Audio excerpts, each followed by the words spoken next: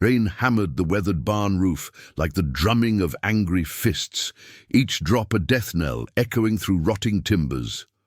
Lightning split the Montana sky, illuminating, for just a moment, the broken figure huddled in the corner of the abandoned structure. Her name was Sarah Wheeler, and 12 hours ago she had been the reluctant wife of the most feared man in Clearwater County.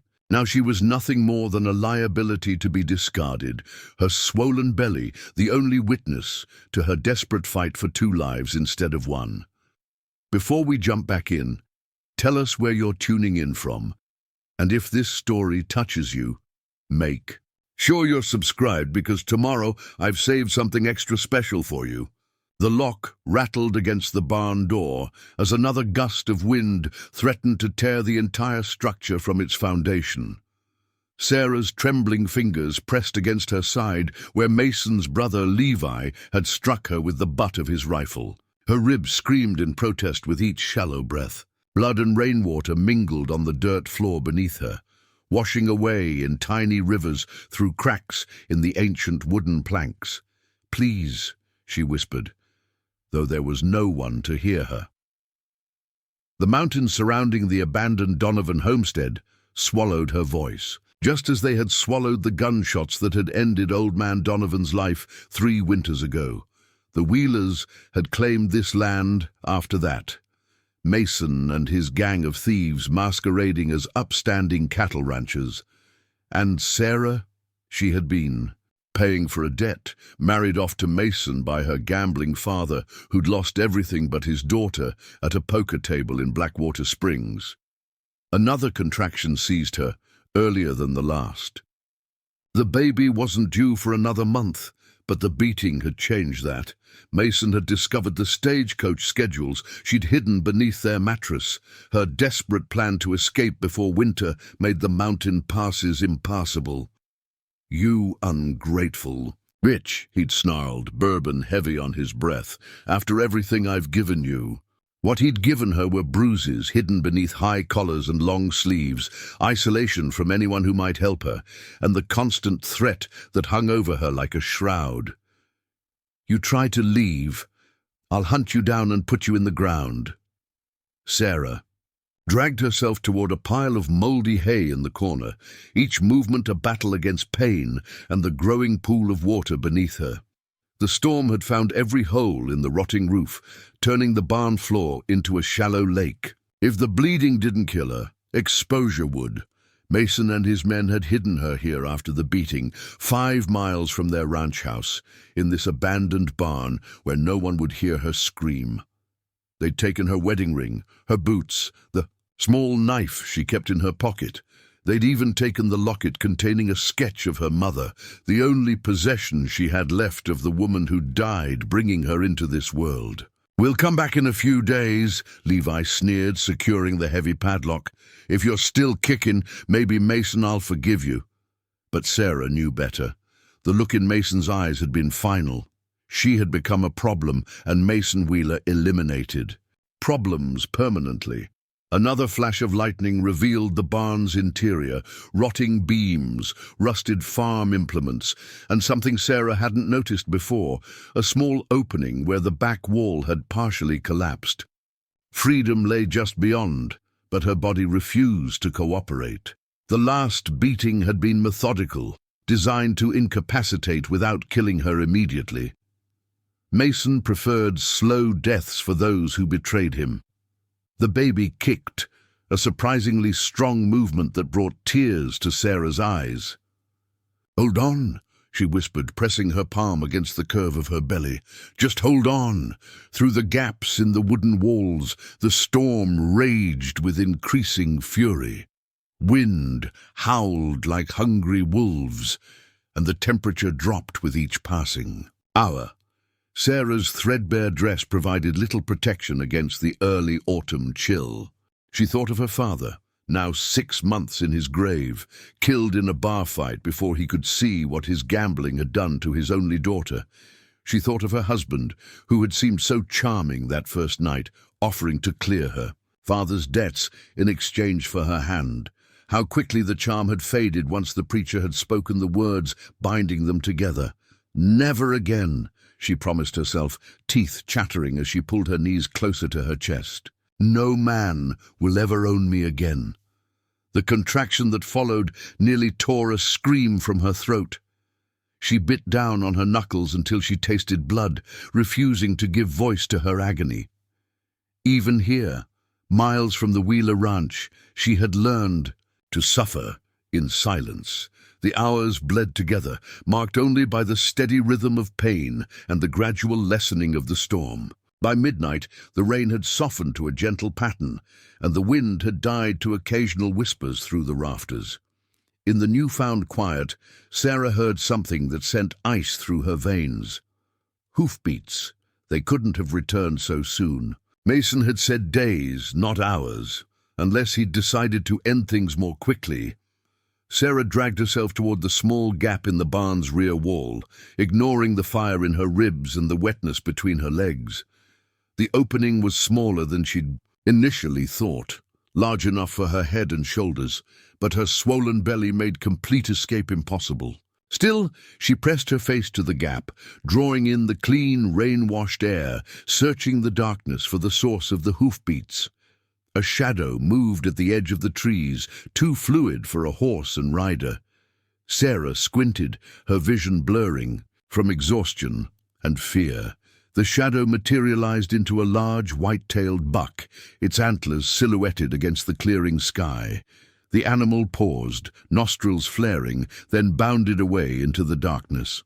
Sarah's momentary relief was short-lived. Where the deer had stood, another figure emerged, tall, broad-shouldered, moving with the confident grace of a predator. Not Mason or any of his men, who stomped through the world as if they owned every inch of it. This man, and she could see. Now it was a man, moved like someone who understood the language of the wilderness. He wore a long coat that flapped gently in the night breeze, and what looked like a wide-brimmed hat pulled low. Something long and slender was slung across his back, a rifle, perhaps. Sarah held her breath as he approached the barn, his footsteps nearly silent on the rain-soaked ground. The stranger paused at the front of the barn, and Sarah heard the rattle of the padlock as he inspected it. There was a moment of silence, followed by 3 sharp blows that echoed through the night. The lock fell away, and the barn door creaked open. Sarah pressed herself back against the wall, seeking shadows. She had learned that strange men were rarely saviors, just a different kind of danger. A beam of light cut through the darkness, a small lantern, its flame protected from the wind by glass walls. The stranger lifted it high, casting its glow across the barn's interior. He took 2 steps inside, then stopped. Even in the dim light, Sarah could see that he wasn't white. His skin was the rich copper of the Blackfoot people who occasionally traded in Blackwater Springs. "I know you're here," he said, his voice deep but quiet. "I heard crying." Sarah remained silent, weighing her options. She was trapped, weakened by pain and blood loss. If he meant her harm, there was little she could do to stop him. The stranger moved the lantern in a slow arc, finally illuminating the corner where Sarah huddled. Their eyes met across the expanse of the barn, his dark and steady, hers wide with fear and defiance. "You're hurt," he observed, taking another step forward. Sarah pressed herself harder against the wall. "Stay back." He stopped, respecting her command, and lowered the lantern slightly. "I'm not here to hurt you. My name is Thomas Rivers. I was tracking that buck when I heard sounds from this barn." The pain returned then, a wave so intense that Sarah couldn't maintain her defensive posture. She doubled over, a strangled gasp escaping before she could stop it. The man, Thomas, moved. Quickly then, crossing the space between them and kneeling at a respectful distance. In the lantern light, Sarah could see his face clearly, strong features, a scar running from his left eyebrow to his cheekbone, and eyes that held neither pity nor threat, only calm assessment. "The baby comes," he said, glancing at the blood-soaked hay beneath her. Sarah nodded, unable to speak through the contraction. "Who did this to you?" Thomas asked, when the pain had subsided enough for her to breathe again. "My husband," Sarah managed, the words bitter on her tongue. "And his men." Thomas's expression didn't change, but something hardened in his eyes. "They left you here to die." It wasn't a question, but Sarah answered anyway. "Yes." He set the lantern on the ground and shrugged off his coat. It was made of soft buckskin, lined with something warm. Without asking permission, he draped it over her shoulders. The unexpected kindness nearly broke her composure. "Can you walk?" he asked. Sarah shook her head. "I tried. My leg—" She gestured to her right leg, where Levi's boot had left a deep, purple bruise that spread from knee to ankle. Thomas nodded once, as if he'd already anticipated her answer. "I have a horse. We need to get you somewhere warm and dry. The baby won't wait for daylight." "Why help me?" Sarah asked, suspicion warring with desperation. "You don't know me." Thomas began to gather the driest hay, piling it beneath her to lift her from the wet ground. His movements were efficient, his touch clinical rather than familiar. "I know enough," he said finally. "I know what it looks like when someone has been left to die, and I know what it means to survive when others have decided you shouldn't." Another contraction seized her, stronger than the last. When it passed, Sarah found herself gripping Thomas's forearm, her fingernails leaving half-moon impressions in his skin. He hadn't pulled away. "I can't go back to town," she gasped. "He'll find me." "Not where I'm taking you," Thomas replied, and for the first time a hint of something like reassurance entered his voice. "My cabin is 3 miles north, hidden in a ravine that even the locals don't know exists. You'll be safe there until you're strong enough to decide what comes next." Preparing and narrating this story took us a lot of time, so if you are enjoying it, subscribe to our channel. It means a lot to us. Now back to the story. Sarah studied his face, searching for deceit and finding none. The baby kicked again, a reminder that her decision wasn't just for herself. "All right," she said finally. "I don't have much choice." Thomas's mouth quivered in what might have been the ghost of a smile. "Choice comes later," he said, sliding his arms beneath her with surprising gentleness. "For now we survive." As he lifted her from the filthy barn floor, Sarah caught a glimpse of the night sky through a hole in the roof. The storm clouds had parted, revealing a spray of stars across the vast Montana darkness. For the first time in months, she allowed herself to feel something dangerous and fragile, hope. The horse whinnied softly as Thomas approached Sarah in his arms. It was a sturdy pinto with intelligent eyes, unbothered by the lingering rain or the scent of blood. Thomas whispered something in his native tongue, and the animal stilled completely, allowing him to maneuver Sarah onto its back with minimal jostling. "His name is Makwa," Thomas said, adjusting his coat around her shoulders. "It means bear in my language. He's strong and sure-footed even in the dark." Sarah clutched the saddle horn as Thomas swung up behind her, one arm securing her against his chest while the other held the reins. Her body tensed at the proximity. The last man who had held her so close had been Mason, and those memories were stained with violence. "I won't hurt you," Thomas said, seeming to sense her discomfort, "but the trail is steep and you're weak. I need to keep you from falling." The night had grown colder, and fog was settling in the valley below, turning the landscape into something ghostly and unfamiliar. Sarah struggled to track their path as Makwa picked his way through the dense forest, but Thomas never hesitated, guiding the horse with the confidence of someone who had traveled this route countless times.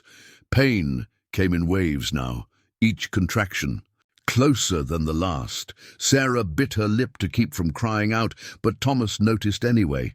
"The baby is coming fast," he observed, urging Makwa to quicken his pace. "Can you hold on a little longer?" "Do I have a choice?" Sarah managed through gritted teeth. "There's always a choice," Thomas replied, his voice low near her ear, "even when it doesn't feel like it." They created a ridge, and the forest thinned enough to offer a view of the valley. Below, moonlight silvered the landscape, revealing a hidden ravine that sliced through the mountains like a knife wound. At its bottom, nestled against the cliff face and nearly invisible among the pines, sat a small cabin with smoke curling from its chimney. "Someone's there," Sarah said, the alarm sharpening her voice. "At your cabin." Thomas's arm tightened slightly around her. "My grandmother, she lives with me. She'll help with the birth."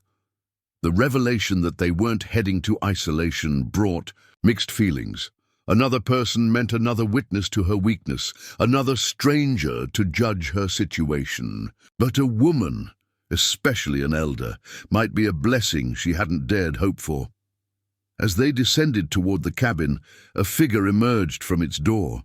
Small, wrapped in a patterned blanket, white hair gleaming in the moonlight. The woman watched their approach with unnerving stillness, then disappeared back inside without a word. "She's preparing," Thomas explained as he guided Makwa to a small lean-to beside the cabin. "My grandmother was a midwife for our people before the reservation." He dismounted first, then reached up to help Sarah down. Her legs buckled immediately, but Thomas caught her, lifting her once more into his arms, as if she weighed nothing. Up close, in the moonlight, Sarah could see faint lines around his eyes, suggesting he was older than she'd first thought. Perhaps in his mid-30s, a decade older than her own 25 years. "Why do you live out here?" Sarah asked, trying to focus on anything but the pain. "Away from your people?" A shadow crossed Thomas's face. "That's a story for another time," he said, carrying her toward the cabin door, "when we're both ready to share our scars." The cabin's interior was warm and surprisingly spacious, lit by an iron stove and several oil lamps. Dried herbs hung from the rafters, filling the air with unfamiliar but pleasant scents. A large bearskin covered part of the plank floor, and shelves lined with books, jars, and tools suggested this was more than just a hunter's temporary shelter. The old woman stood by a bed in the corner, laying out clean linens. She was tiny, her face a tapestry of wrinkles, but her movements were quick and sure. She looked up as Thomas entered with Sarah, her dark eyes sharp with assessment. "This is my grandmother, Ruth Rivers," Thomas said. "She speaks English better than I do, though she pretends otherwise when it suits her." The old woman snorted. "Put her on the bed," she commanded, her accent thick but her words clear. "Then go boil water and stay out of the way. Men are useless at birth." Thomas complied, setting Sarah down with care on the surprisingly comfortable bed, then retreated to the stove on the other side of the cabin. Ruth approached, her hands cool and dry as she pressed them against Sarah's forehead. "Fever beginning," she noted. "And the child comes too soon. What is your name, daughter?" "Sarah Wheeler," she replied, then corrected herself. "No, Sarah Blackwood. That was my name before him." Ruth nodded as if this made perfect sense. "Names are important. They carry power." She pulled back the buckskin coat, her expression hardening as she took in Sarah's injuries. "Men who do this are less than animals. Animals kill for food or protection, not cruelty." She turned toward Thomas and spoke rapidly in their native language. He responded in kind, his voice tight with what might have been anger. Ruth shook her head, then returned her attention to Sarah. "We must clean you first," she said, her tone softening. "The child cannot come into the world in blood and dirt." What followed was both humiliating and strangely comforting. Ruth helped her remove the filthy dress, bathing her with warm water and herbs that smelled of pine and something sweeter. She wrapped Sarah's ribs with strips of soft cloth, muttering under her breath about broken wings that will heal stronger. Throughout it all, Thomas kept his back turned, focusing on whatever task his grandmother had assigned him. Clean and dressed in one of Thomas's shirts, which hung to her knees, Sarah felt almost human again. But the contractions were intensifying, leaving little time between waves of pain to catch her breath. "The child is eager," Ruth observed, examining Sarah with practiced hands. "But something is not right. The waters broke too early. Fear, familiar and bitter, flooded back." "Will the baby die?" Sarah asked, her voice cracking. Ruth's expression remained impassive. "Not if I can help it, and not if you are as strong as I think you are." She turned to Thomas. "Bring me the blue jar from the highest shelf and the red pouch beside it." Thomas retrieved the items without question, then hesitated by the bedside. "Should I go?" he asked, looking not at his grandmother but at Sarah. For reasons she couldn't articulate, Sarah shook her head. "Stay," she said, "please." Then, because she felt she owed him an explanation, "I don't want to be alone if things go badly." Ruth measured something from the jar into a cup of steaming water. "Things will not go badly," she declared with the confidence of someone who had seen too much death to be intimidated by its threat. "But he can stay if you wish. Thomas has steady hands." As the night deepened, the cabin became a world unto itself, isolated from everything beyond its walls. Ruth worked with quiet efficiency, administering herbal teas that eased some of Sarah's pain and kept her strength from failing completely. Thomas sat at the foot of the bed, following his grandmother's instructions without hesitation or embarrassment. Occasionally his eyes met Sarah's, and in them she saw not pity, but something rarer, respect. Between contractions, when she could speak, Sarah asked questions about the cabin, about the books lining the shelves, about anything that could distract her from what was happening to her body. "Thomas was a teacher once," Ruth revealed as she checked Sarah's progress. "At the Indian school in Helena. He taught the white man's science until they decided Indians couldn't be teachers after all." "Grandmother," Thomas chided softly, but there was no real annoyance in his voice.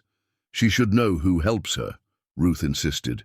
"Knowledge builds trust, and she needs to trust us now."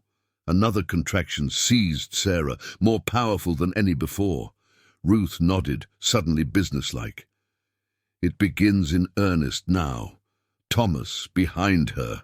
Support her back." Thomas moved to sit behind Sarah on the bed, allowing her to lean against his chest. The position should have frightened her, so vulnerable, so close to a man she barely knew. But instead, it felt strangely right, as if some part of her recognized safety when all her experiences told her no such thing existed. "When the pain comes, push," Ruth instructed. "When it fades, breathe. Do not waste energy on screaming. The child cannot hear you, and the forest does not care." What followed was a battle unlike any Sarah had fought before. Her body became a battlefield, paining her enemy, and the child within her both the prize and her ally. Thomas remained solid behind her, his hands strong on her shoulders, his voice a low murmur of encouragement. Ruth commanded the front lines, her ancient hands guiding the new life toward the light. "I can't," Sarah gasped after an hour of pushing. "I can't do this." "You are already doing it," Ruth countered. "The head comes. One more push." Thomas leaned closer, his breath warm against her ear. "You've survived this far," he said quietly. "You can survive this too." Something in his words, not empty reassurance but simple truth, gave her the strength for one more push. Pain tore through her, blindingly intense, and then released. A tiny cry filled the cabin, high and indignant. "A girl," Ruth announced, her voice softening with something like wonder. "Strong lungs, good color." She wrapped the infant in a soft cloth and placed her on Sarah's chest. "She has her mother's fight in her." The baby was impossibly small, her face red and scrunched in protest at her abrupt entry into the cold world. But her eyes, when they fluttered open for just a moment, were clear and alert. 10 perfect fingers curled into fists, and a dusting of dark hair crowned her head. "Hello," Sarah whispered, touching one tiny cheek with a trembling finger. "Hello, little warrior." Behind her, Thomas had gone very still. When Sarah glanced back at him, his expression was unreadable, but his eyes never left the child. "She has fought as hard as you to be here," he said finally, his voice so low Sarah barely heard it. The baby squirmed, her tiny mouth opening in what might have been a yawn or a protest. A fierce protectiveness surged through Sarah, unlike anything she had ever known. Stronger than fear, stronger than pain, stronger than the exhaustion threatening to pull her under. "What will you name her?" Ruth asked, as she continued working, cleaning and checking Sarah for further complications. Sarah looked down at her daughter, this miracle who had survived against all odds, just as she had. The name came to her with perfect clarity. "Hope," she said. "Her name is Hope." Ruth nodded in approval. "A good name, a true name." She finished her ministrations and stepped back, suddenly looking every one of her years. "Now you both must rest. The hardest part is done, but healing takes time." As Ruth gathered her herbs and clothes, Thomas carefully extracted himself from behind Sarah, arranging pillows to support her back.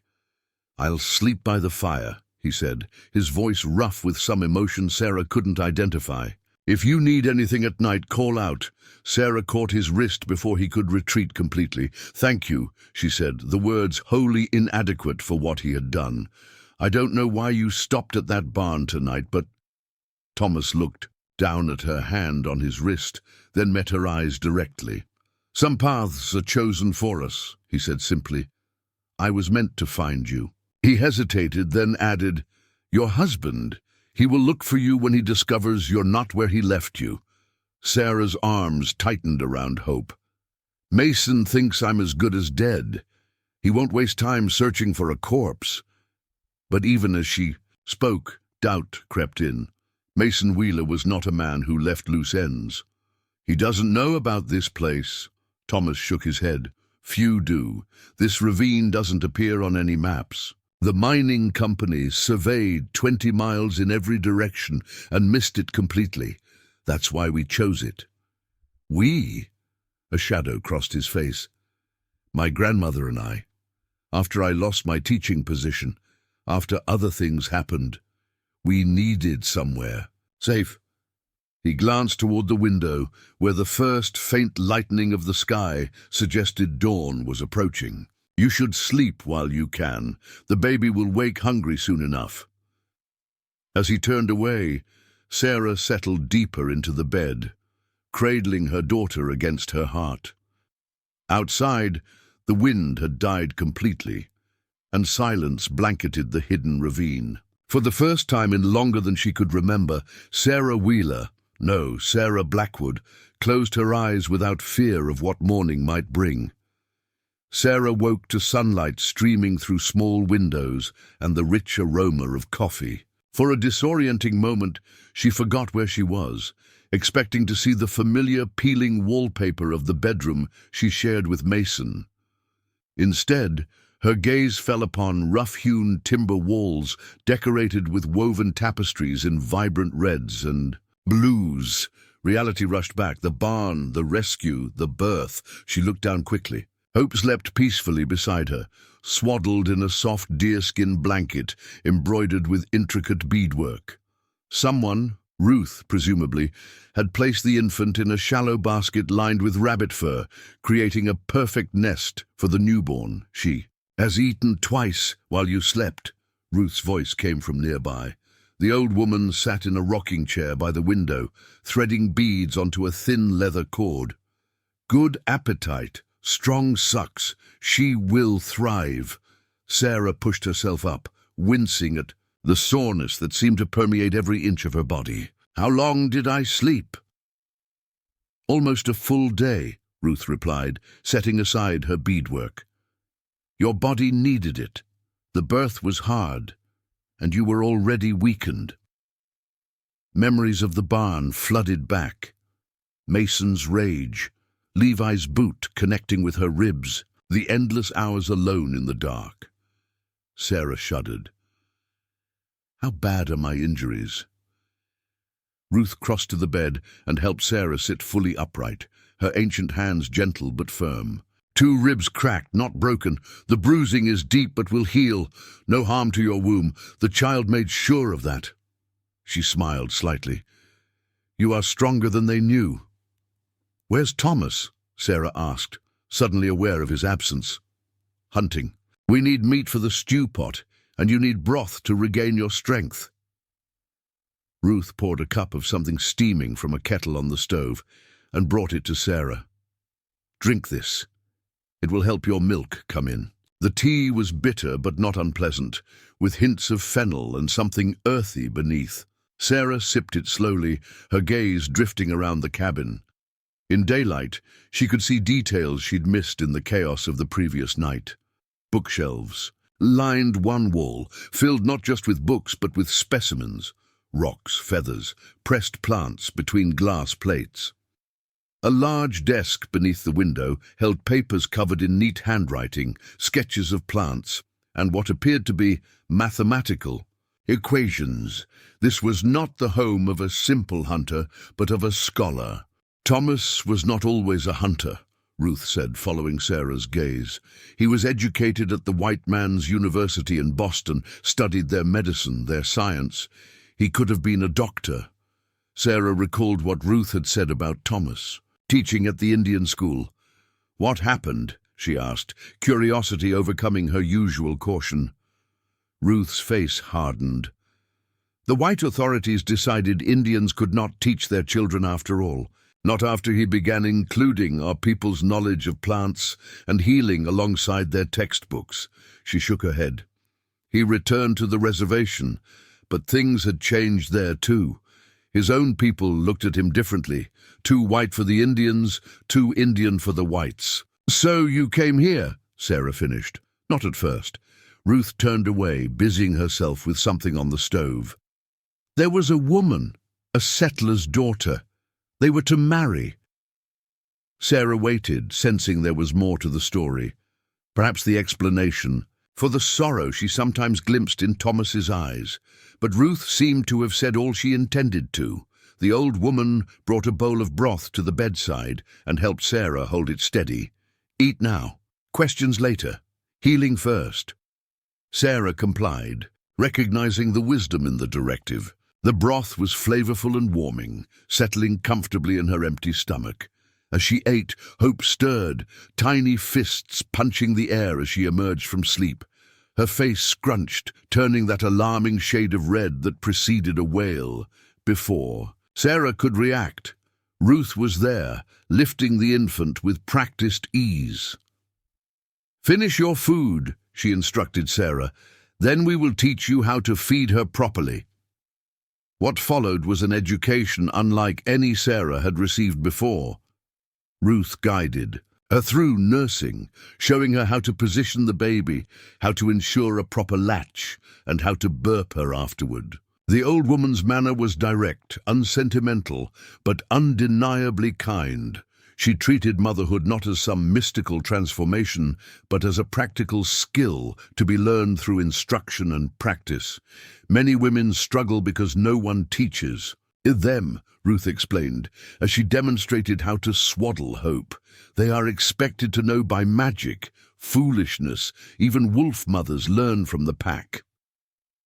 By mid-afternoon, Sarah felt both exhausted and strangely empowered. She had fed her daughter twice successfully and changed the simple cloth diaper Ruth had fashioned.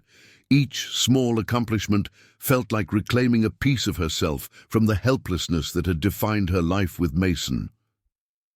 The door opened, admitting a gust of pine-scented air, and Thomas, his coat dusted with snow from the higher elevations.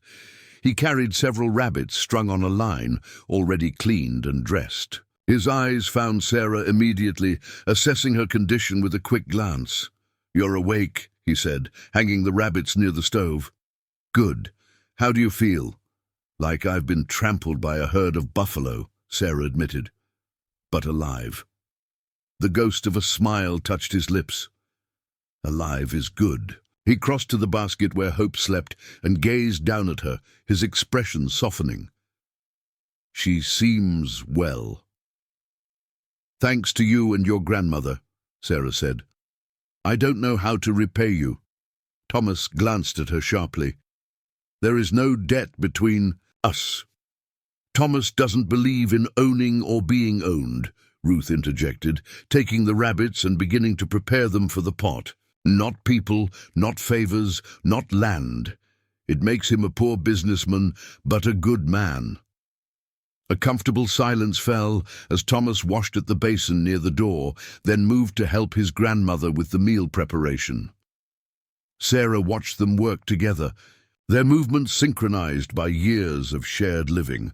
There was an easy companionship between them that made her chest ache with a curious mixture of admiration and envy. Mason will come looking eventually, she said quietly, voicing the fear that had been growing since she woke. When he realizes I'm not in that barn, dead or alive, he'll search. He's not a man who leaves loose ends. Thomas and Ruth exchanged a glance that seemed to carry an entire conversation. Finally, Thomas set down the knife he'd been using and turned to face her fully. Let him look, he said, his voice level. This valley doesn't exist on any map. The stream that feeds it runs underground for 2 miles before emerging. There are no trails except game paths that disappear with the first snow. He gestured toward the window, where fat snowflakes had begun to fall. Winter comes early to these mountains. By tomorrow, any tracks we left will be buried. And if he finds us anyway, Sarah pressed, needing to hear the answer. Thomas's expression hardened, a transformation so subtle yet complete that Sarah was suddenly reminded this man was not just a scholar and healer, but a hunter. Then he will discover that not all Indians are as easily disposed of as he might believe. Ruth muttered something in their language that made Thomas's jaw tighten, but he didn't respond to whatever she'd said. Instead, he returned to preparing the meal, though his movements had lost their easy rhythm. As the afternoon deepened into evening, the first real snowstorm of the season descended upon the ravine. Wind howled around the cabin's sturdy walls, but inside, warmth and the savory scent of rabbit stew created a cocoon of comfort. Hope nursed and slept, untroubled by the storm or the tensions of the adult world. Sarah found herself drifting in and out of sleep, her body demanding rest to heal. Just before full dark, as Thomas lit the lamps around the cabin, he paused beside her bed. "You'll be safe here," he said quietly, as if he'd heard her unspoken fears. "Both of you, I promise." In her old life, Sarah had learned that promises were just words, easily spoken and easily broken. But something in Thomas's steady gaze made her want to believe him. Not because he was a man and men were to be obeyed, but because he was a person who seemed to understand the weight and worth of his word. "Thank you," she said simply. Outside, the storm grew fiercer, snow driving against the windows like tiny fists demanding entry. But within the cabin's walls, a different sort of weather was brewing, something tentative and fragile, like the first green shoots after a prairie fire. Sarah didn't have a name for it yet, but as she cradled hope against her heart, she recognized it as something she had thought lost forever. Possibility.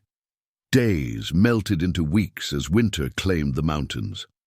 The first snowstorm gave way to others, each blanketing the hidden ravine in deeper silence. Sarah's world contracted to the confines of the cabin, but unlike her imprisonment in Mason's house, this confinement felt like sanctuary rather than captivity. Her body healed slowly. The bruises faded from violent purple to sickly yellow, then disappeared altogether. Her ribs still ached when she moved too quickly, but Ruth's herbal poultices and Thomas's careful adjustments, his hands firm but gentle as he manipulated the damaged bones back into alignment, accelerated her recovery.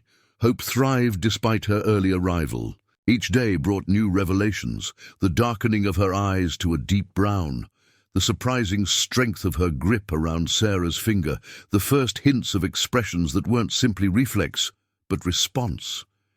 Sarah often found herself studying her daughter's features, searching for traces of herself, and finding them in the curve of Hope's upper lip, the shape of her ears. She never looked for Mason in her daughter's face. That part of Hope's heritage was something Sarah silently vowed to bury as deeply as the snow had buried the world outside. One morning, about 3 weeks after her arrival, Sarah woke to find herself alone in the cabin. A note in Thomas's precise handwriting sat beside a pot of tea on the small table near her bed, gone to check trap lines with grandmother. Back by noon. Wood stacked by the stove. Rest. She smiled at the last instruction, so typical of his concise manner. Rest had become her primary occupation these past weeks, though increasingly she had begun to help with small tasks, chopping vegetables for the evening stew, mending tears in clothing, even learning to make the ash cakes that Ruth prepared. Each morning, simple actions, but each one rebuilt her confidence, reminding her that she had been capable once, before Mason had systematically stripped that belief from her. With Hope fed and sleeping peacefully in her basket, Sarah indulged her curiosity about her temporary home. Thomas and Ruth had given her free rein of the cabin, making no attempt to restrict her movements or hide their possessions, but her initial weakness had limited her exploration.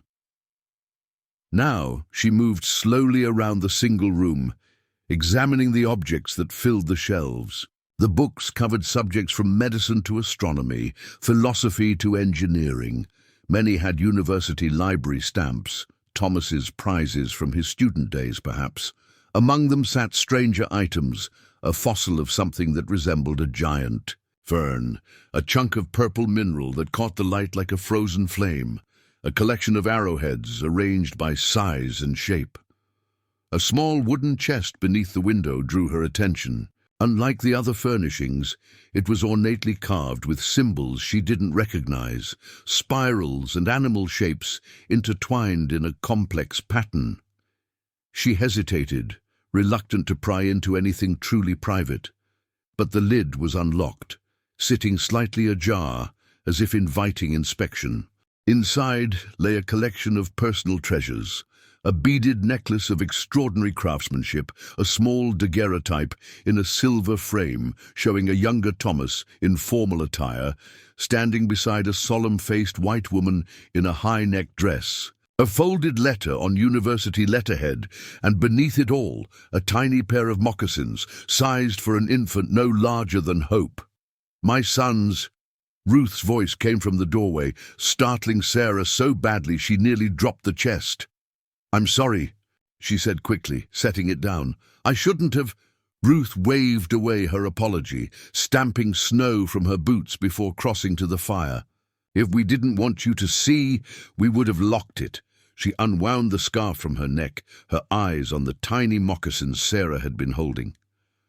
"Thomas was just learning to walk when the sickness came through our village. Measles, the white man's disease." Sarah's throat tightened. "Your son died?" "My first son, yes." "Joshua." Ruth hung her outer garments near the stove to dry. "Thomas is my second son, my sister's child. I took him when he was 10, after she followed Joshua into the spirit world. Thomas entered carrying 2 hares and a pine marten, his coat heavy with melting snow. He assessed the scene, Sarah standing by the chest, Ruth warming her hands by the fire, and his expression shifted minutely. "I see grandmother has been sharing our ghosts," he said, hanging the game on a hook near the door. "She was curious," Ruth replied. "Curiosity is the beginning of understanding." Sarah carefully closed the chest lid. "I apologize for intruding." Thomas shook his head. "There are no secrets here except those you choose to keep." He glanced at the daguerreotype she had returned to the chest. "That was Eleanor, We were engaged to be married 5 years ago." "What happened?" Sarah asked before she could stop herself. Shadow crossed his face. Her father happened. When he learned his daughter planned to marry an Indian, even an educated one, he sent her east to relatives. The last letter I received said she had married a banker in Philadelphia. The simple statement held volumes of pain beneath its surface. Sarah understood suddenly why Thomas had been so quick to help her, why he recognized the desperation in her eyes that night in the barn. He, too, knew what it meant to have choices stolen by those who believed they held power over others' lives. "Tell her about the university," Ruth prompted, as she took the game from Thomas and began preparing it for cooking. Thomas's mouth tightened, but after a moment he continued. "I was teaching science at the Indian school in Helena, using both Western methods and traditional knowledge. The students were excelling, especially in botany and medicine, areas where our people have always held wisdom. The white officials didn't like that," Sarah guessed. "They accused me of introducing pagan practices into the curriculum." His voice was even, but his hands betrayed his anger, clenching briefly before relaxing with visible effort. "When I refused to stop, they dismissed me, said I was undermining the civilizing mission of the school." Ruth snorted derisively. "Civilizing? They meant erasing." Hope stirred in her basket, making soft mewling sounds that preceded full waking. Sarah crossed to her, lifting the infant and cradling her close. As always, the weight of her daughter in her arms centered her, a tangible reminder of what mattered most. "Mason convinced my father that he was doing us a favor by marrying me," she said quietly, offering her own story in exchange for theirs. "My father's farm was failing. Mason offered to clear his debts in exchange for my hand." Thomas watched her, his gaze steady and non-judgmental. "And your father agreed." "He didn't ask me if I wanted to marry a man twice my age," Sarah continued, the words coming easier than she expected. "He just told me it was happening. The ceremony was 3 days later. I became Mrs. Wheeler before I had time to understand what that meant." "The first beating?" Ruth asked bluntly, her hands never pausing. "In their work," Sarah swallowed. 2 weeks after the wedding, I burned his supper." She looked down at Hope, who had settled against her chest. "After that, there was always a reason. I spoke too loudly. I was too friendly with the store clerk. I didn't smile. Enough when his friends visited. And when did you become pregnant?" Thomas's voice was gentle. "He stopped hitting my face," Sarah replied. "Started using his boots instead.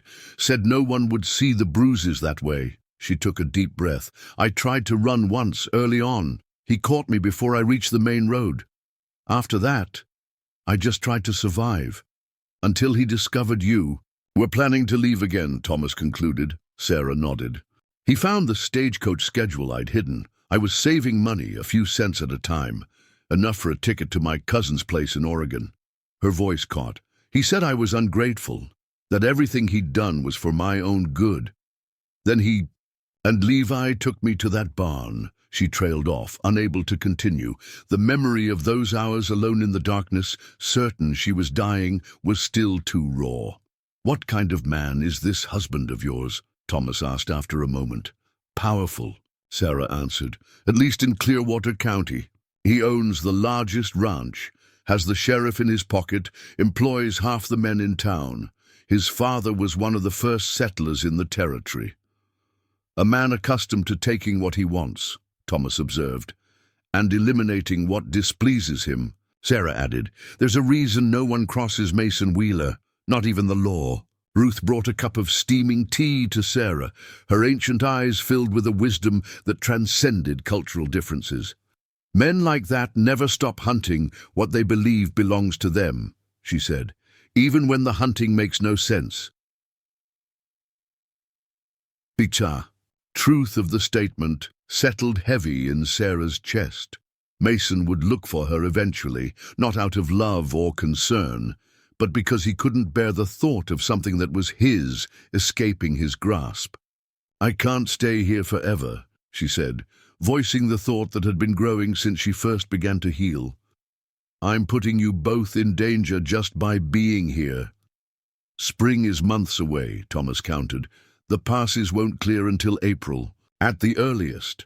Until then, no one is finding this ravine, not with 3 feet of snow covering every approach." "And after spring," Sarah pressed, "what then?" Thomas and Ruth exchanged a glance laden with unspoken communication. Finally, Ruth nodded once and returned to her cooking. "We've been discussing that," Thomas admitted. "I have connections with the Blackfoot bands north of here, across the Canadian border.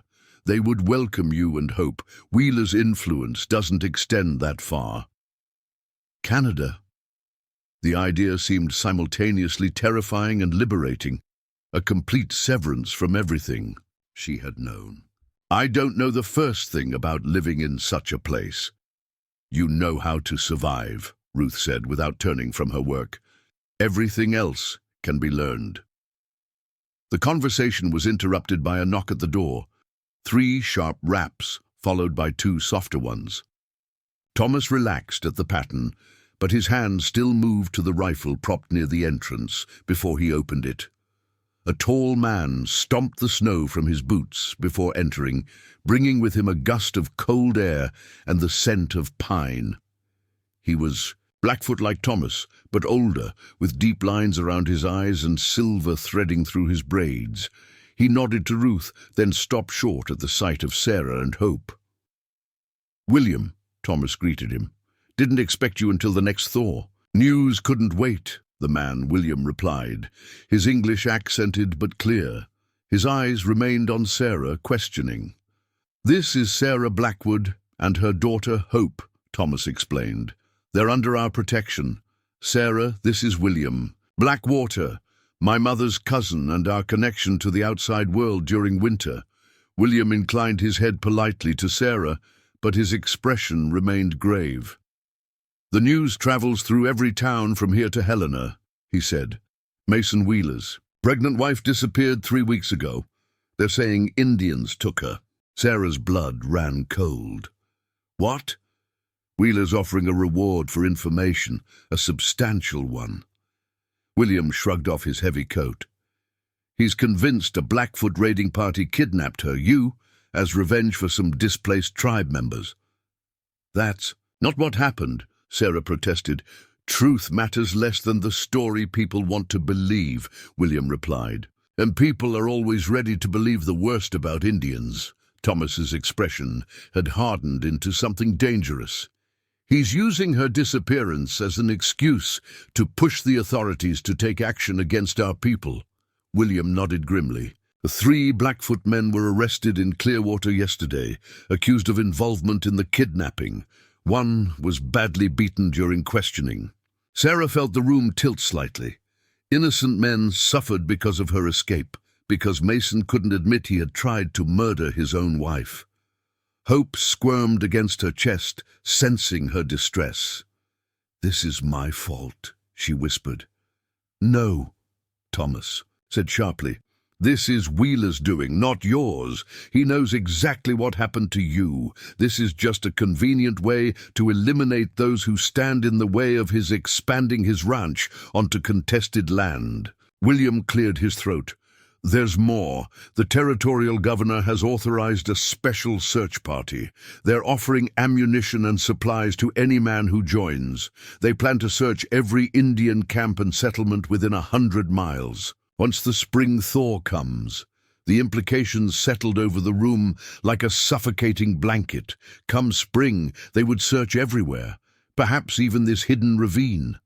And if they found Sarah alive, healthy, living willingly with Thomas and Ruth, I need to go back, Sarah said suddenly, the words tearing from her throat before she fully formed the thought. I need to tell them the truth. And what truth is that? Thomas demanded. That your husband tried to kill you, that he left you to die while he invented this kidnapping story. Wheeler controls the sheriff. Your word against his would mean nothing. I can't let innocent people suffer because of me, Sarah insisted. If you return, Ruth interjected softly, you and the child will be the ones suffering. Wheeler will ensure you never speak of what truly happened. The terrible truth of Ruth's words struck Sarah like a physical blow.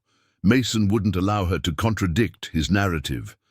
If she returned, she and Hope would not survive long enough to tell their story. William watched the exchange with shrewd eyes. There might be another way, he said finally, one that doesn't require either a return to Wheeler or fleeing to Canada. 3 pairs of eyes turned to him expectantly.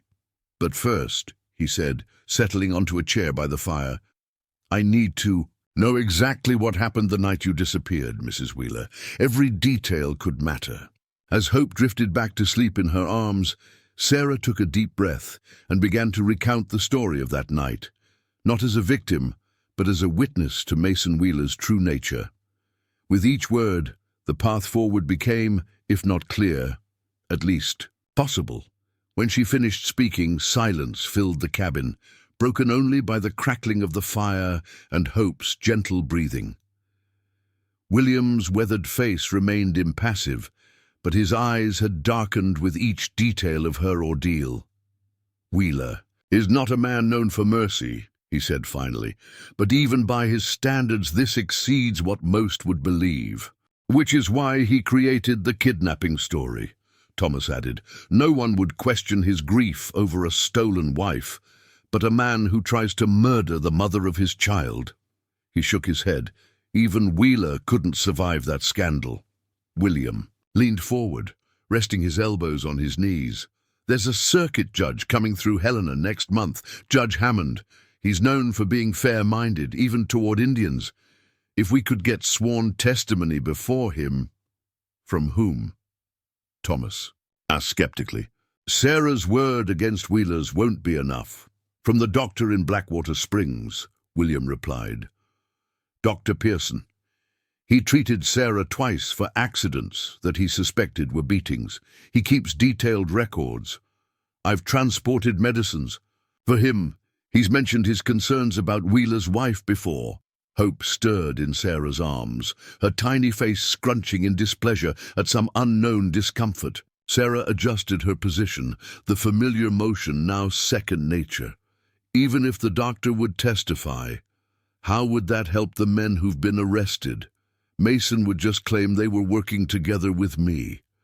William stroked his chin thoughtfully. The trading post owner at Eagle Creek, Jenkins, mentioned seeing Wheeler and his brother the morning after you disappeared. Said they were buying supplies, seemed in a hurry. If he noticed something unusual— Jenkins is afraid of his own shadow, Ruth interjected from her place by the stove. He would never testify against a man like Wheeler. What about Levi? Sarah suggested suddenly. Mason's brother. He was there. He helped him take me to the barn. She swallowed hard, the memory still raw. But he wasn't. He didn't seem to enjoy it the way Mason did. He looked uncomfortable. When Mason kicked me, Thomas's expression sharpened with interest. You think he might talk? Maybe, if he was protected somehow. Levi always lived in Mason's shadow, doing whatever Mason told him, but he's not cruel in the same way. Sarah hesitated, thinking back to moments when Levi had slipped her extra food or warned her when Mason was in a particularly dangerous mood. Small kindnesses in a sea of cruelty, but they stood out in her memory. He drinks at the Elkhorn Saloon most evenings, gets loose-lipped when he's had enough whiskey. William and Thomas exchanged a meaningful glance. I know a man who could approach him, William said. Half Blackfoot, half French. Passes for white when he needs to. Works cattle drives in the summer. Wheeler wouldn't recognize him. It's dangerous, Thomas cautioned. If Wheeler suspects anyone is gathering evidence against him, more dangerous than letting him hunt Indians while his wife hides in the mountains, William countered. This will not end with those 3 men in jail. You know that. Wheeler has been looking for an excuse to drive our people from this valley for years. The truth of his words hung heavy in the air. Sarah looked down at Hope, peacefully unaware of the complexities her existence had created. She had brought this child into a world of violence and prejudice, but perhaps she could also help create a path toward justice. "What would you need?" "From me?" she asked quietly. "For now, stay hidden," William replied. "Heal, gather your strength. When we secure testimony from others, you may need to appear before the judge yourself. That would mean traveling to Helena, facing Wheeler directly." The prospect sent a chill through Sarah's body, but she nodded. "I'll do whatever is necessary." Ruth approached, wiping her hands on her apron. "There is time to discuss plans tomorrow. Now William needs food and rest. The storm is worsening." As if to emphasize her words, wind howled around the cabin, rattling the shutters. They ate a simple but hearty meal together, the conversation turning to lighter matters. William's news of births and marriages among the scattered Blackfoot families, stories from Ruth's youth that made even Thomas smile. It was strange, Sarah thought, how quickly this place had come to feel like home. Not because of the physical structure, though the cabin was warm and solid against the winter's fury, but because of the people within it. For the first time since her mother's death, she sat among others who expected nothing from her except her presence, who asked for no performance of gratitude or submission. Later, as William settled onto a pallet near the fire and Ruth retired to her small curtained alcove, Thomas stepped outside to secure the livestock for the night. Sarah found herself alone with her thoughts, watching Hope's sleeping face in the lantern light. The door opened, admitting Thomas and a swirl of snowflakes. He stamped his feet and hung his coat, then paused beside her bed. "You should rest," he said quietly. "Tomorrow will bring its own challenges." Sarah looked up at him, this man who had saved her life and asked for nothing in return. "Why did you really help me that night?" she asked suddenly. "The truth." Thomas considered her question, his expression thoughtful rather than defensive. "I told you before. I was meant to find you." "That's not an answer," she pressed. He sighed, sitting on the edge of the wooden chair beside her bed. 5 years ago, after Eleanor was sent away, I was lost, angry. I started drinking, got into fights. One night I saw a white man beating his Indian wife outside a saloon in Helena. I intervened. His voice grew distant. "I nearly killed him. Would have, if others hadn't pulled me away." Sarah absorbed this revelation about the gentle, controlled man she had come to know. "I spent 6 months in jail," Thomas continued. "When I was released, my grandmother was waiting. She brought me here, to this place that had belonged to my grandfather. She said I needed to heal my spirit before I could help others." A ghost of a smile touched his lips. "I argued, said I was done with white people and their problems." "What changed your mind?" Sarah asked. "Time, silence. The mountains have a way of putting human grievances into perspective." He looked directly at her, his dark eyes reflecting the lamplight. "When I found you in that barn, I saw someone who needed exactly what had been given to me, a chance to heal, to find strength again." He hesitated, then added, "And I saw someone brave enough to fight for that chance." The simple honesty of his words touched something deep within Sarah, a place untouched by Mason's cruelty or her father's indifference. Before she could respond, Hope stirred and began to fuss, her tiny face scrunching in preparation for a cry. Thomas stood immediately. "I'll leave you to tend to her." "Wait," Sarah said impulsively. Would you like to hold her? You never have, and she should know the man who saved her life." Surprise flickered across his features, followed by something softer, more invulnerable. After a moment's hesitation, he nodded. Sarah carefully transferred the now awake but calm infant into his arms, showing him how to support her head. Thomas held Hope with unexpected confidence, his large hands gentle as they cradled her small form. "My grandmother made me help with every baby born in our village when I was young," he explained. noticing Sarah's questioning look. Said it would. Teach me respect for women's strength and the miracle of new life. Hope regarded him solemnly, her dark eyes wide and curious. Then, unexpectedly, her tiny mouth curved in what might have been her first real smile. Thomas froze, his expression one of wonder. She smiled at me, he said, sounding almost worried, as if he'd caused some impropriety. She likes you, Sarah replied, finding herself smiling as well. She's a good judge of character. The moment stretched between them, fragile and significant, in ways Sarah couldn't fully articulate. Finally, Thomas carefully returned Hope to her arms, his fingers brushing against Sarah's in the exchange. "Thank you," he said quietly, "for trusting me with her." After he had gone to his own sleeping place, Sarah lay awake, Hope nestled against her side. Trust.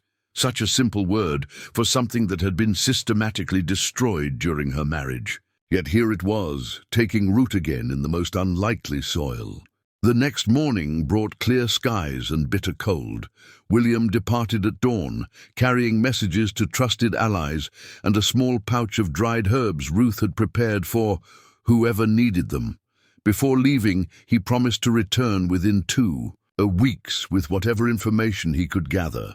As the door closed behind him, sealing the cabin once more against the outside world, Thomas turned to Sarah with an unexpected question. "Can you shoot?" She blinked in surprise. "A rifle? No. Mason said women had no business with firearms." "Of course he did," Thomas replied dryly. "A man who rules by fear wouldn't want his victim armed." Ruth snorted her agreement from where she sat grinding something with her mortar and pestle. "Today you begin to learn. A woman alone must be able to protect herself and her child." Thus began a new phase in Sarah's recovery, one focused not just on healing her body, but on strengthening her capabilities. Each morning, after tending to Hope, she joined Thomas outside the cabin where he had set up targets on the edge of the clearing. The first rifle he gave her was almost too heavy to lift, but she gritted her teeth and persisted until her arms trembled with exhaustion. "Don't fight the weapon," Thomas instructed, as she struggled with the recoil. "Work with it. Breathe out as you squeeze the trigger, not before or after." By the end of the first week, she could hit the center target consistently from 20 paces. By the second week, she had graduated to moving targets. Pine cones Thomas tossed into the air, falling with satisfying splintering when her bullets found them. Inside the cabin, Ruth's lessons were equally demanding. She taught Sarah to identify medicinal herbs, to set small traps for rabbits, to read weather patterns in the sky and clouds. "Knowledge is a weapon no one can take from you," the old woman stated, as she demonstrated how to stitch a deep wound, using a deer hide as practice material. "Not husbands, not authorities, not even death. What you know you can teach your daughter. This is how we survive." At night, exhausted but oddly fulfilled, Sarah would sit by the fire while Thomas read aloud from his books. Poetry, scientific texts, histories. Hope would lie awake in her basket, seemingly entranced by the rhythm of his voice. These quiet evenings became a ritual all 3 adults looked forward to, a reminder that life consisted of more than mere survival. In the morning, William was expected to return. Sarah rose early, anxious for news. The temperature had risen slightly in the past days, bringing a temporary thaw that made travel easier but increased the risk of avalanche on the higher slopes. Thomas found her outside, practicing with the rifle while Hope slept soundly in her basket beneath the cabin's overhang. "You've improved," he observed, as she hit 3 targets in rapid succession. "I had a good teacher," she replied, lowering the weapon. A comfortable silence fell between them. In the weeks since William's departure, something had shifted in their relationship. A deepening of trust, perhaps, or the natural intimacy that develops between people who face danger together. They moved around each other with increasing ease, anticipating needs before they were voiced, sharing space without awkwardness. "What will you do?" Thomas asked suddenly. "If William's plan works, if Wheeler is brought to justice—" The question caught Sarah off guard. She had been so focused on immediate survival and the threat Mason posed that she had given little thought to a future beyond it. "I don't know," she admitted. "I have no money, no property of my own. My father's farm was sold to cover his debts. My only relative is a cousin in Oregon I haven't seen since childhood." Thomas nodded, his expression thoughtful. "You could stay," he said quietly. "Here, with us, at least until you decide." The offer hung in the air between them, weighted with unspoken implications. Before Sarah could respond, hope began to stir, making the small sounds that preceded full waking. She moved to the basket, lifting her daughter into her arms. "She's growing so quickly," Thomas observed, a hint of wonder in his voice. "Already different from the night I found you." Sarah studied Hope's face, which had indeed begun to fill out, losing the pinched look of her premature birth. "Sometimes I think she saved me as much as you did," she confessed. "If I hadn't been carrying her, I might have given up in that barn." "Then, I'm grateful to you both," Thomas said, his voice dropping to a register that sent an unexpected warmth through Sarah's chest. "For fighting, to survive." The moment was interrupted by Ruth's call from the cabin door. "Riders coming. 2 of them." Thomas was instantly alert, all softness vanishing from his expression. "Stay here," he instructed Sarah, moving quickly to retrieve his rifle from inside. Sarah clutched Hope tighter, scanning the ridgeline where the trail descended into the ravine. 2 figures on horseback had appeared, their silhouettes dark against the snow. Fear clutched at her throat. Had Mason somehow found them? Thomas emerged from the cabin, rifle in hand, and positioned himself between Sarah and the approaching riders. Ruth joined them, carrying Thomas's old Navy revolver with the ease of long familiarity. "It's William," Thomas said after a tense moment, his sharp eyes recognizing the rider's distinctive posture, and someone else. As the riders drew closer, Sarah could make out William's familiar figure. Beside him rode a younger man, thin and nervous-looking, his hat pulled low over his face. It wasn't until they reached the clearing before the cabin that recognition struck her like a physical blow. "Levi," she whispered, instinctively stepping back. Mason Wheeler's younger brother halted his horse at the edge of the clearing, his gaze finding Sarah immediately. His face, always leaner than Mason's, had grown gaunt, with dark circles beneath his eyes suggesting sleepless nights. "Mrs. Wheeler," he said, his voice carrying across the space between them. "I've come to help you. Testify against my brother." Levi Wheeler dismounted slowly, his movements stiff from the cold ride. Up close, the differences between him and Mason were more pronounced. Where Mason was broad-shouldered and commanding, Levi was wiry and hesitant, his eyes darting nervously between Sarah and Thomas's rifle. "I mean no harm," he said, raising his hands slightly. "I swear it." Thomas kept his rifle trained on Levi's chest. "William?" he questioned without taking his eyes off the newcomer. "He came to me," William explained, also dismounting. "At the trading post, said he needed to speak with Sarah urgently." "About what?" Thomas demanded. Levi swallowed visibly. "Mason knows she's alive, and he knows she's with Indians." The words landed like stones in still water, rippling outward with implications. Sarah felt her knees weaken, and Ruth was suddenly beside her, a steadying hand on her elbow. "How?" Sarah managed, her voice barely above a whisper. "A trapper found blood in that barn 2 weeks back," Levi explained. "And not enough for what Mason had planned." He started asking questions. Then yesterday, a Blackfoot man was caught stealing supplies from Jenkins's store. Under questioning, he admitted hearing rumors of a white woman living with Indians somewhere in these mountains. "Questioning," Thomas repeated, his tone making the euphemism clear. "You mean torture?" Levi didn't deny it. "Mason has formed a search party, 20 men, well armed. They're heading out at first light tomorrow, checking every valley and ravine in this range. He looked directly at Sarah, his expression grim.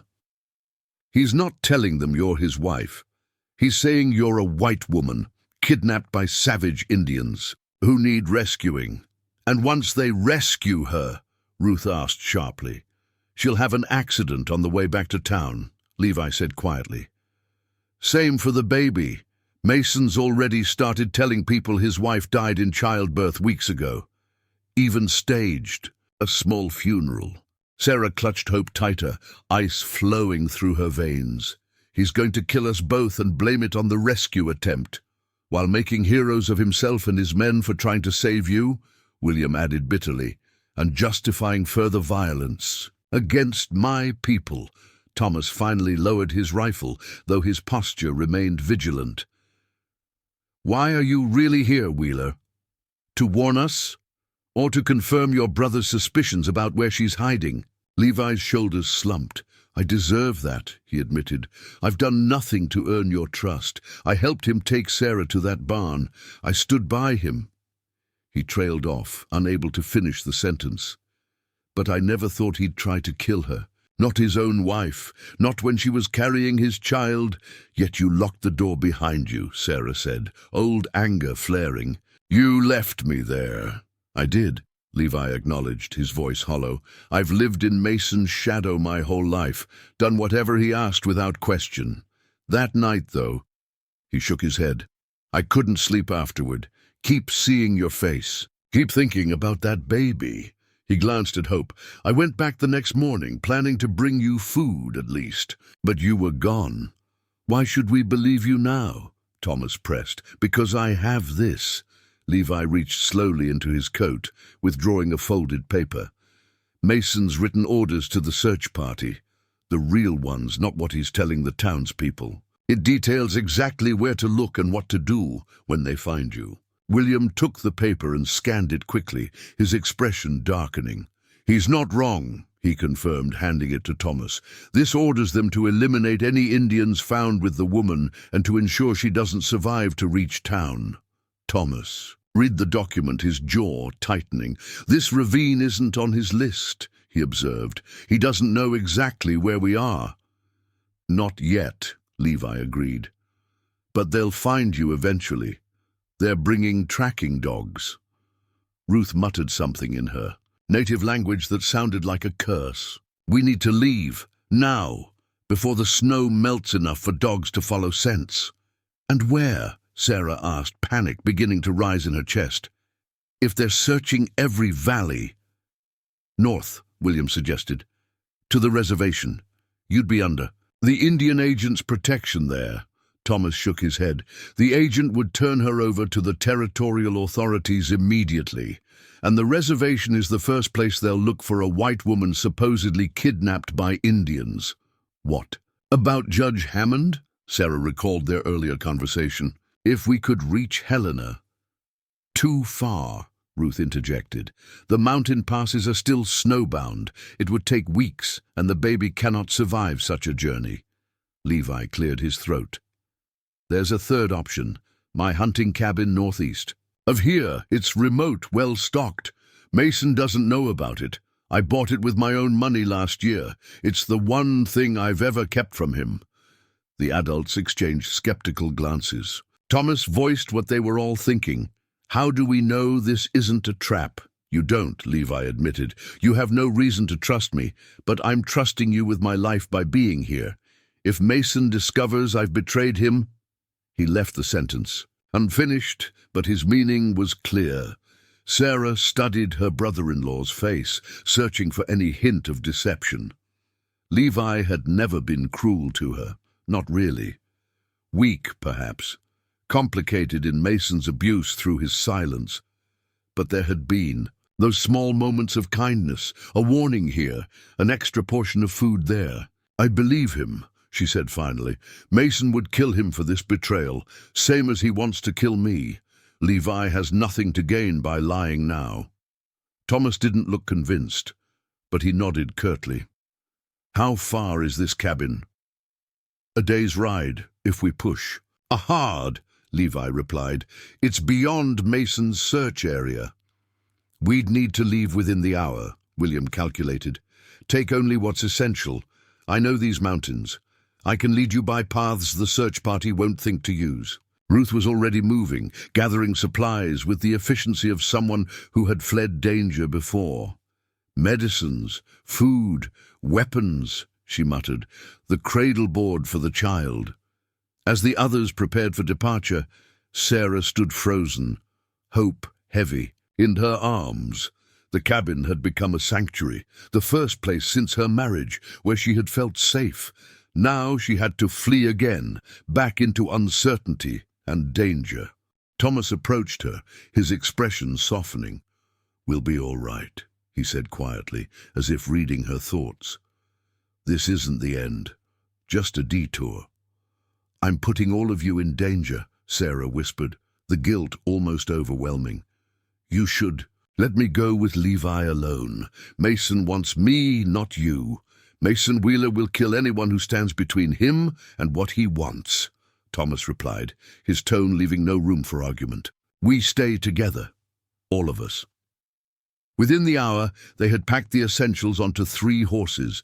Ruth insisted on bringing a 4th animal, a sturdy mule loaded with medical supplies and additional food.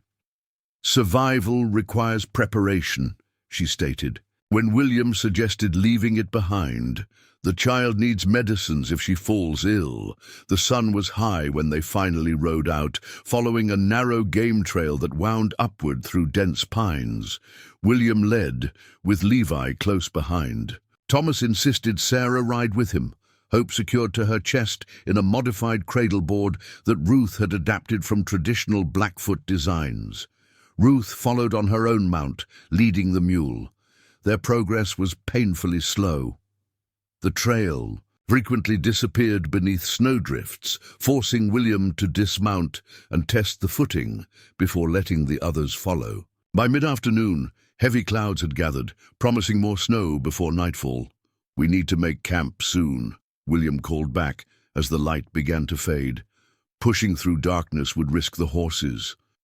They stopped in a sheltered hollow, where towering pines provided some protection from the wind. While the men secured the animals and gathered firewood, Ruth showed Sarah how to create a snow shelter by piling branches in a dome shape and covering them with a tarp, then packing snow against the sides for insulation.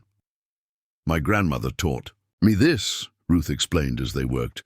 "During the winter when our band had to flee the army, we lived in shelters like this for 2 months, moving every few days to avoid capture." "Did they find you?" Sarah asked, tamping snow against the tarp with her gloved hands. Ruth's weathered face revealed nothing. "Eventually, most of us survived.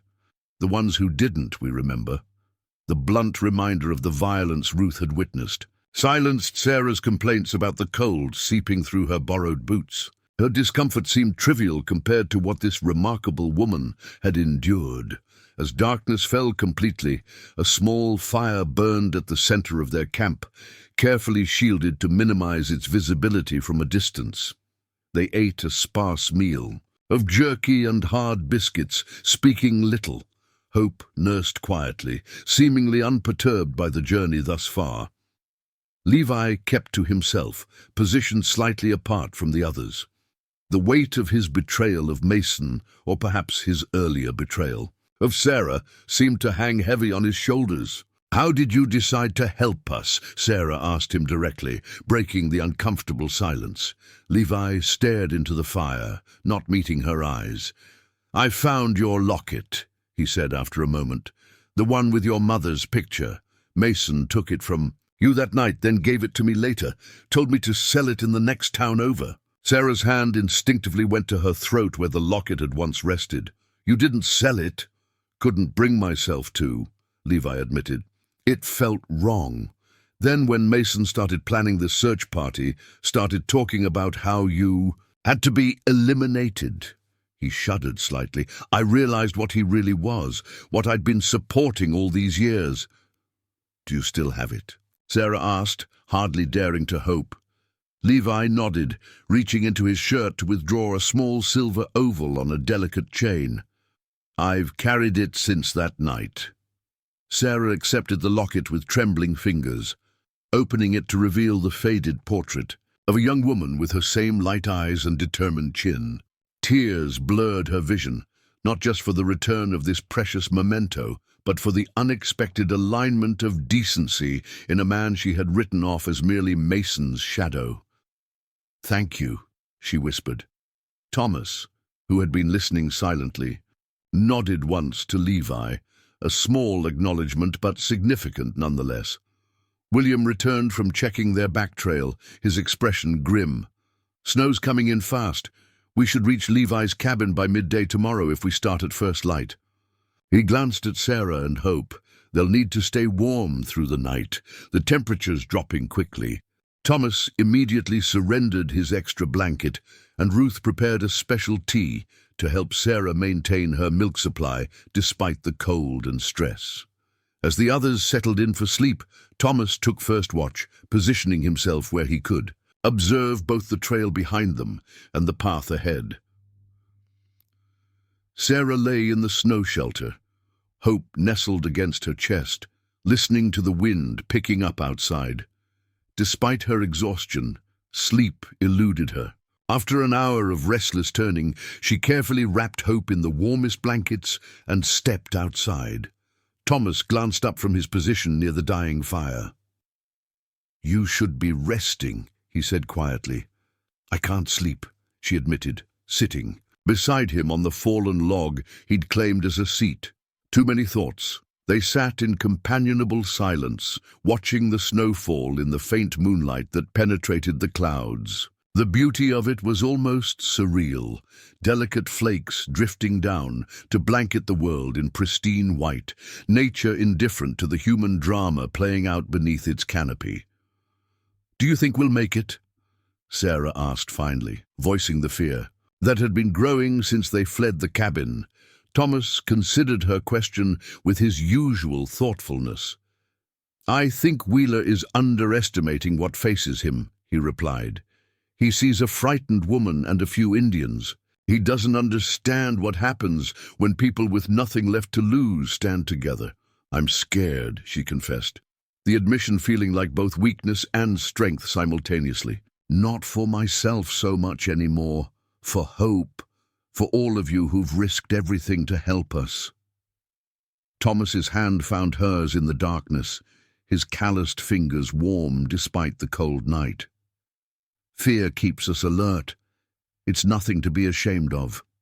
He paused, then added, "But don't let it make your decisions for you. That's when fear becomes weakness." The simple wisdom of his words settled something in Sarah's churning thoughts. She'd spent so many months with Mason living in constant terror, letting fear dictate her every move, every word. Even her escape plans had been driven by fear rather than a positive vision of what might lie beyond.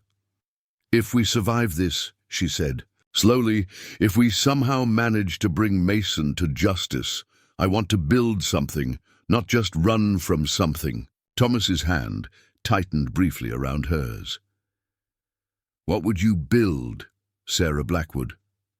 The question hung between them, full of possibility. Before she could answer, William emerged from his shelter for his watch shift, and the moment passed. But as Sarah returned to her bed beside her sleeping daughter, the question lingered in her mind like a seed planted in fertile soil. Dawn broke grey and forbidding, the promised snowstorm having arrived in full force overnight. They ate a hurried breakfast and broke camp quickly, aware that each passing hour increased the likelihood of Mason's search party picking up their trail. "We need to cross Blackwater Ridge before the snow gets too deep," William announced, studying the sullen sky. "Otherwise, we'll be forced to take the longer route through the valley."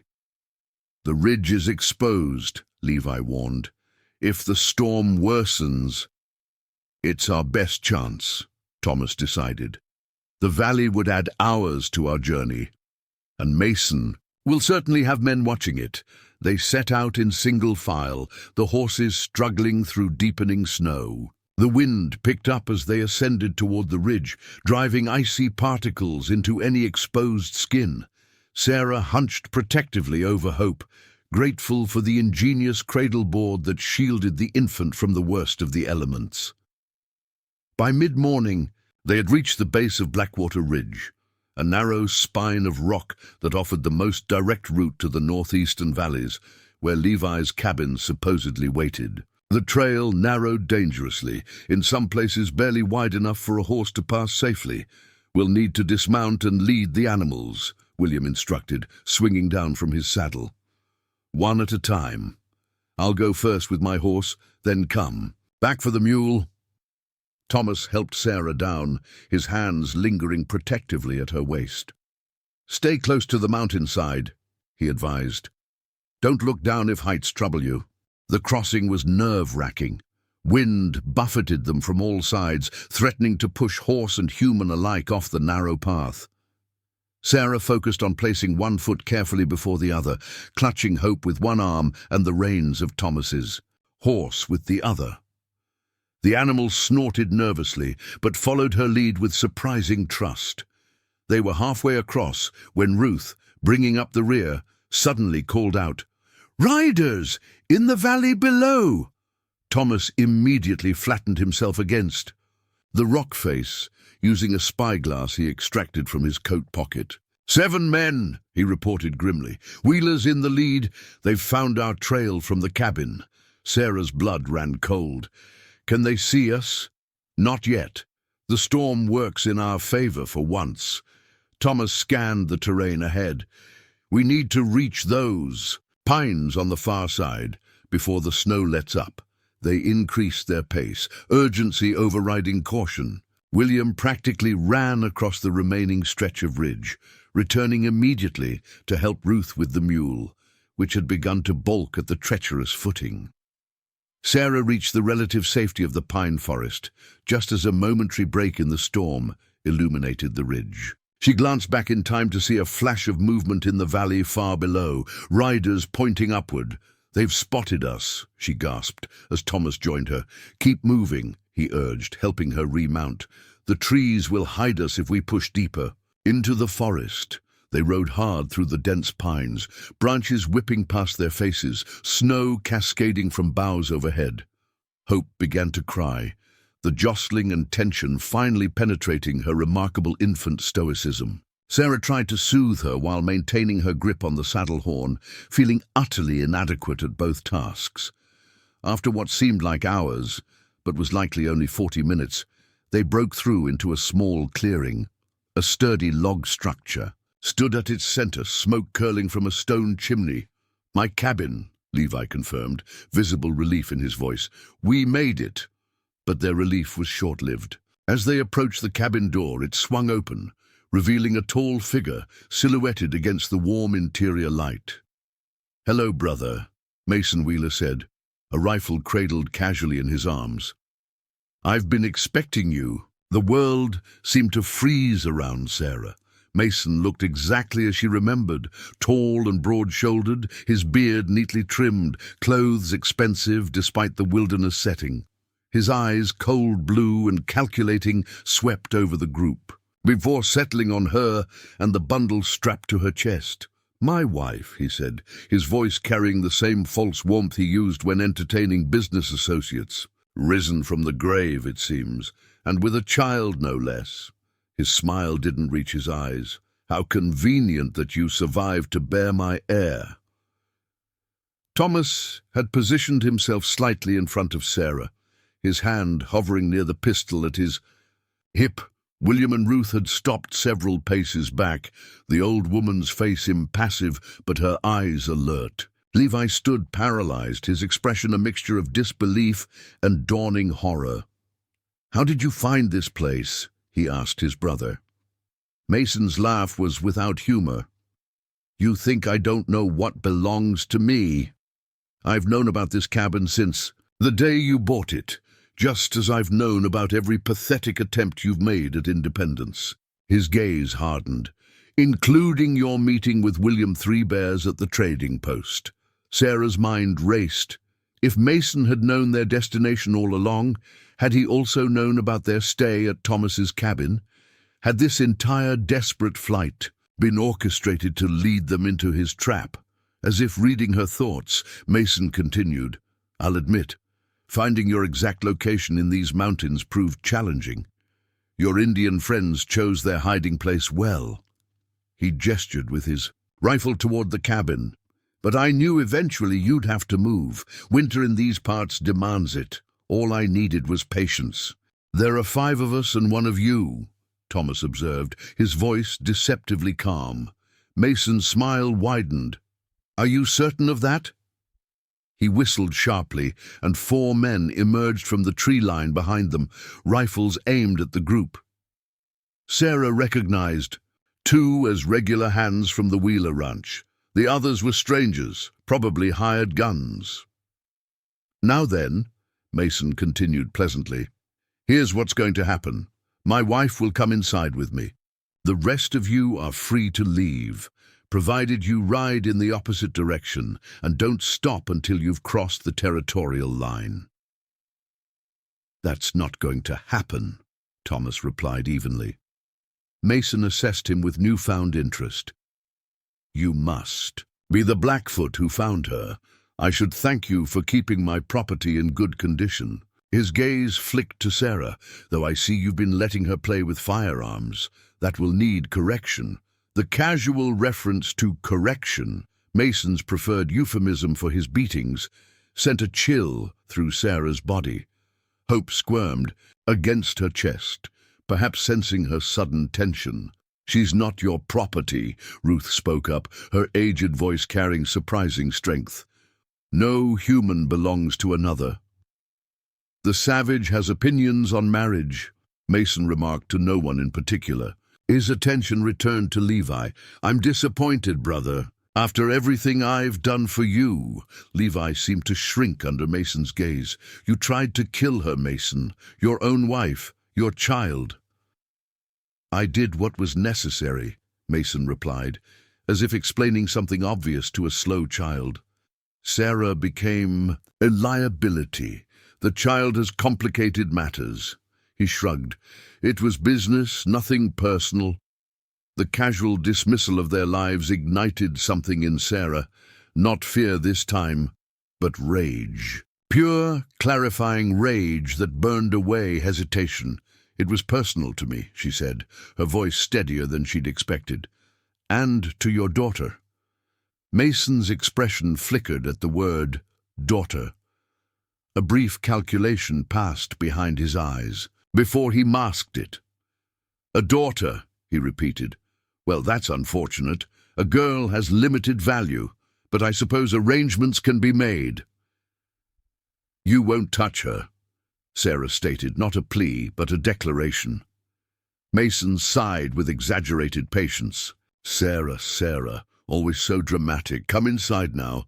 It's time to end this nonsense." No one moved. The standoff stretched taut as a bowstring, the only sound the soft moaning of wind through the pines and the occasional stamp of a nervous horse. "You know I'll kill them all if you don't cooperate," Mason said conversationally. "Starting with the old woman, then the breed, then my disappointing brother." His eyes narrowed. "How many deaths do you want in your conscience today?" Sarah looked at Thomas, an entire unspoken conversation passing between them in that glance. He gave her the barest of nods, a signal rather than surrender. "I'll come with you," she said to Mason, taking a step forward. "But first let me give the baby to Ruth. A drafty cabin is no place for an infant in this weather." Mason considered this, then nodded magnanimously. Ever the concerned mother. "Very well, hand the brat to the squaw. You and I have matters to discuss privately." Sarah carefully approached Ruth, making a show of unwrapping Hope from the cradle board. As she did, she whispered urgently, "Circle back through the pines. Thomas has a plan." Ruth gave no indication she'd heard, but her weathered hands took Hope with practiced efficiency, immediately rewrapping the infant in her shawl for additional warmth. Sarah straightened and turned to Mason, her heart hammering but her resolve firm. "I'm ready. After you." Mason gestured toward the cabin door with his rifle, clearly unwilling to turn his back on the group. As Sarah approached, she noted details she'd missed in the initial shock of seeing him: a half-healed cut above his right eye, the slight favoring of his left leg, the faint smell of whiskey beneath his cologne. Mason had always been fastidious about his appearance, even in the wilderness. These small signs of deterioration suggested a man under pressure. "Your men look cold," Thomas called suddenly. "Perhaps they'd appreciate coffee before their long ride back. I believe Levi keeps a pot on the stove." It was a transparent attempt to separate the group, but Mason seemed to consider it. After a moment, he nodded to two of his men. "Jackson, Miller, inside. Keep an eye on my wife while I finish here." The two ranch hands moved forward, flanking Sarah as she entered the cabin. The interior was simple but well-appointed. A large stone fireplace dominated one wall, with a cooking area adjacent to it.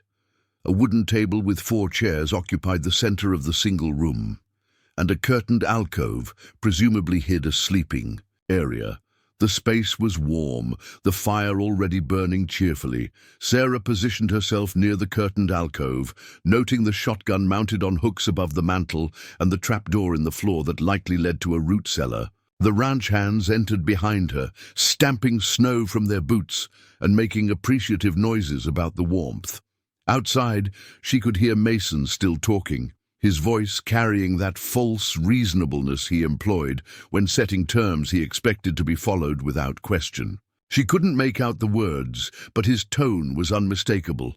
The older of the two hands, Jackson, moved to the stove, where a coffee pot indeed sat warming. "Might as well have some while we wait," he muttered to his companion. "Boss'll be a while. He likes to talk." The younger man, Miller, kept his rifle trained loosely in Sarah's direction. "Don't try anything, Mrs. Wheeler," he advised, almost apologetically. "Boss says you've gone a bit touched in the head from your ordeal."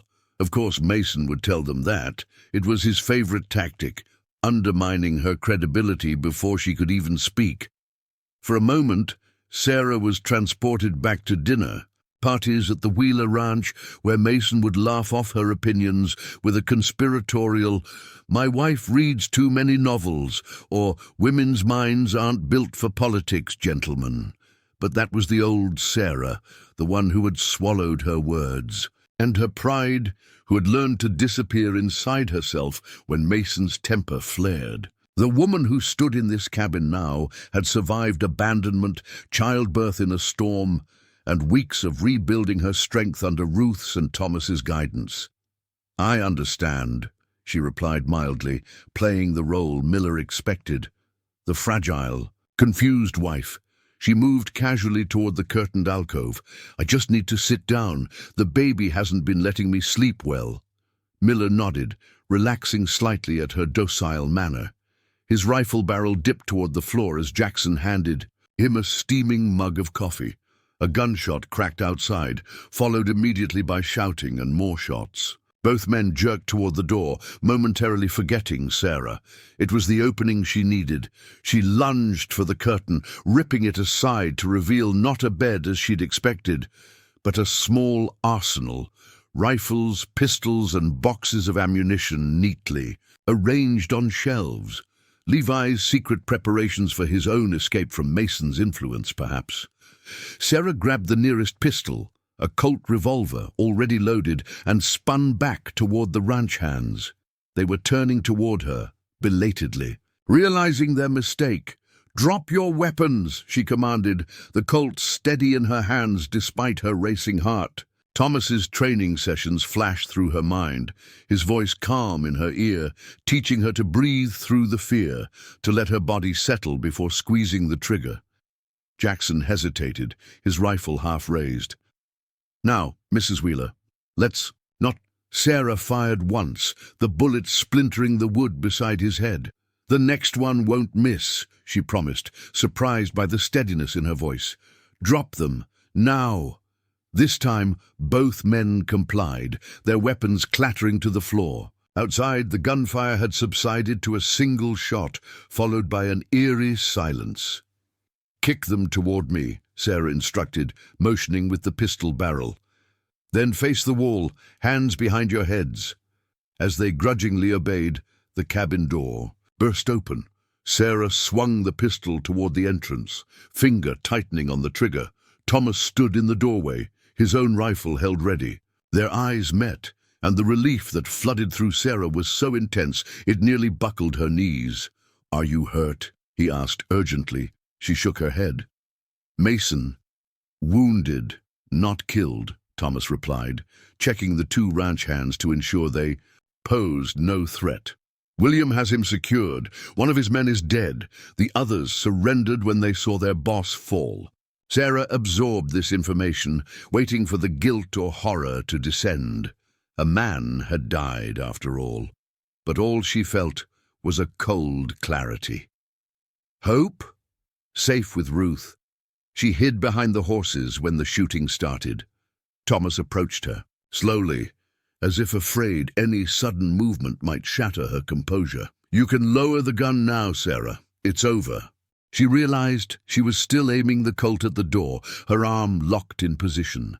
With conscious effort, she lowered the weapon, muscles trembling from the release of tension. "I don't think it's over," she said quietly. "Not while Mason's alive." Thomas's expression was grave but determined. "No, not completely, but the immediate danger has passed." He gestured to the ranch hands. "These two will ride back to town with a message, the truth about what Mason did to you. Levi is prepared to testify." "Mason will deny everything," Sarah countered. "He'll claim I ran off with Indians, that I've gone mad. His word against mine." "Not just yours," Thomas corrected. "Against Levi's. Against the doctor in Blackwater Springs who treated your previous injuries. Against the evidence of the barn where he left you to die." His voice softened. "You're not alone in this fight anymore, Sarah." The simple declaration cracked something. In her chest, a wall she'd built long ago, brick by brick, with each betrayal and disappointment. Tears threatened, but she blinked them back, unwilling to show weakness in front of Mason's men. "I want to see him," she decided abruptly. "I need to look him in the eyes just once, as an equal instead of a possession." Thomas studied her face, perhaps searching for signs of hysteria or vengeance. Finding none, he nodded. "If you're certain." "I am." They secured the ranch hands in the cabin's root cellar after confiscating all weapons. Outside, the storm had lightened to gentle snowfall, the world draped in pristine white that belied the violence just enacted. William had bound Mason to a pine tree at the edge of the clearing, well away from the other captives.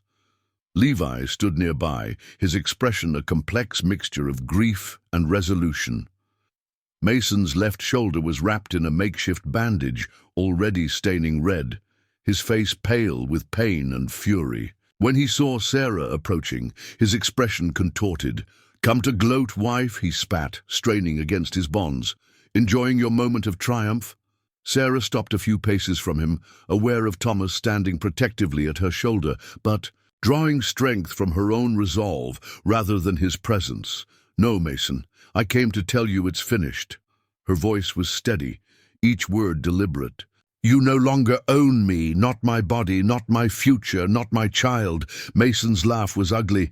"You think a few savages and my spineless brother can protect you? I have friends in the territorial government, judges in my pocket. This changes nothing." "You're wrong," Sarah replied simply. "It changes everything, because I'm no longer afraid of you." The declaration hung in the air between them, its truth resonating in her bones. Fear had been Mason's most effective weapon, more than his fists, more than his social position. Without it, his power evaporated like morning mist. Mason must have sensed the shift in her, the absence of the familiar terror in her eyes. His confidence faltered visibly. "The child is mine," he attempted, changing tactics. "No court will separate a father from his legitimate offspring." A father who left that child to die in a locked barn, Levi interjected, finding his voice at last. Who ordered her murder in writing? He held up the damning document. I think the courts will take a different view. Hope's cries drifted from where Ruth stood with the infant, as if the child herself was adding testimony against the man who had wanted her dead before she drew her first breath. Mason's composure finally cracked. You'll regret this, he hissed, his face twisting with genuine hatred. All of you. I'll see you hanged as horse thieves, as murderers. My men will swear you ambushed us, that the Indian took my wife by force. That's enough, Mason, Levi. Cut him off, sounding weary rather than angry. It's done. For once in your life, accept that you've lost. Sarah turned away, Mason's continued threats fading to background noise as she walked back toward Ruth and her daughter. Thomas fell into step beside her. What happens now? She asked quietly. We take him to Helena to Judge Hammond, Thomas replied. William knows a federal marshal who can be trusted. We have evidence, witnesses. It won't be easy, but with Levi's testimony, Sarah nodded, focusing on practical matters to steady her still racing heart. The journey will be dangerous. The pass is... There's another option, Thomas interrupted gently. You and Hope could continue north with Ruth, to safety. The rest of us will handle Mason and the legal proceedings. She stopped walking, turning, to face him fully. You think I should run, after all this? I think you should choose, Thomas clarified, his dark eyes serious. For the first time since I've known you, the path ahead is yours to determine. Not Wheeler's, not mine, yours. The concept was so foreign it took her a moment to comprehend. Choice, freedom, the burden and blessing of determining her own destiny. Ruth approached, Hope now calm in her arms. The old woman's perception was uncanny, as always. He offers you safety, she observed, but your heart knows what it needs. Sarah reached for her daughter, the warm weight of the infant centering her. Hope gazed up with dark, alert eyes that seemed impossibly wise for one so new to the world. I need to see this through, Sarah decided, the words feeling right as she spoke them. I need to stand before that judge and tell my story, not just for myself, but for Hope, for every woman who's been told she's someone's property. She looked directly at Thomas. And I can't do it alone. Thomas's expression softened with something that might have been pride. You won't be alone, he promised. Not now, not ever again, unless you choose to be. Beyond them, Levi and William were already preparing for the journey, securing Mason and his surviving men, gathering supplies for the long trek to Helena. The path ahead would be fraught with challenges, both physical and legal. Mason's influence extended far, and prejudice against Indians ran deep in the territory. But as Sarah stood in that clearing, her daughter in her arms, and people who genuinely cared for her safety surrounding her, the future no longer loomed as a threat. For the first time since she could remember, it beckoned with possibility. The snow continued to fall gently around them, covering the signs of violence, creating a clean slate.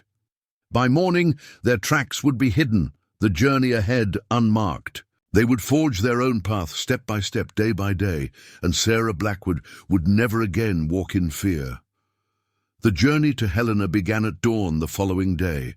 The storm had passed, leaving behind a crystalline world of blue shadows and diamond-bright snow. They travelled in a somber procession, William and Thomas riding point, weapons ready. Mason and his surviving men bound to their saddles in the centre. Levi, Sarah and Ruth bringing up the rear with Hope securely fastened to her mother in the cradleboard. Mason had barely spoken since his capture, his silence more unnerving than his earlier threats. Sarah caught him watching her occasionally, his gaze calculating rather than defeated. She recognized that look. It was the same expression he wore when plotting a business maneuver against a rival rancher. He's planning something, she murmured to Thomas during their midday rest. They stood slightly apart from the others, sharing a canteen of melted snow. Thomas nodded grimly. "William and I will take turns sleeping once we make camp. The men are secured, but Wheeler—" He left the thought unfinished. "He doesn't need his hands free to be dangerous," Sarah completed. "His weapon was always his mind." The mountain passes proved treacherous, still thick with winter snow despite the calendar's insistence that spring approached. Progress was painfully slow. A journey that might have taken 3 days in good conditions stretched into 5, each night spent in hastily constructed shelters, everyone except the prisoners taking turns standing watch. On the 3rd night, camped in a narrow valley beneath towering pines, Sarah woke to find Ruth sitting beside her, the old woman's weathered hand on her arm. "He's asking for you," Ruth whispered, nodding toward where Mason sat bound to a tree trunk several yards from the main camp. Sarah frowned. "Why would I speak to him?" "The snake may speak poison, but sometimes his words reveal truths he does not intend." Ruth's eyes, still sharp despite her years, studied Sarah's face. "You are strong enough now to hear him without breaking." After ensuring Hope was sleeping peacefully, Sarah approached her husband cautiously, one hand resting on the knife at her belt. Thomas watched from nearby, respectful of her decision, but unwilling to leave her unprotected. Mason looked up as she approached, moonlight carving harsh shadows across his face. The wound in his shoulder had been treated by Ruth, not out of compassion, but pragmatism. They needed him alive to face the judge. "My devoted wife," he greeted her, voice raspy from thirst. "Come to check on your handiwork?" Sarah remained standing, maintaining the higher ground, both literally and figuratively. "Ruth said you wanted to speak with me." Mason studied her face, as if seeing her clearly for the first time. "You've changed," he observed. "There's something harder in you now." "I've learned from an expert in hardness," she replied evenly. A surprised bark of laughter escaped him. "There it is, the spirit I first saw in you, the one I spent 2 years breaking." He shifted, wincing as the movement disturbed his injured shoulder. What a waste of effort that proved to be. "Why did you marry me, Mason?" The question had haunted her for years. "My father's debts weren't significant enough to justify taking a wife you clearly despised." Mason's smile was thin, almost appreciative of her directness. "Your land," he said simply. "Your father's property bordered the east pasture of my ranch. The stream that runs through it waters the best grazing meadow in the county." He shrugged his good shoulder. "I could have foreclosed on his debt, taken the land directly. But marriage was cleaner, no legal complications." The cold calculation behind his explanation should have hurt, but Sarah felt only a dull confirmation of what she'd long suspected. She had never been a wife to him, just another acquisition, a piece of property with the unfortunate complication of being human. "And the beatings?" she pressed, needing to understand the full scope of his cruelty. "The humiliation?" "Control," he answered without hesitation. "A horse needs breaking before it's useful. So does a wife." His eyes narrowed. "Though I clearly should have been more thorough." Thomas stepped forward, his patience evidently exhausted. "That's enough." Mason's gaze shifted to him, something like amusement flickering across his features. "Ah, the noble savage.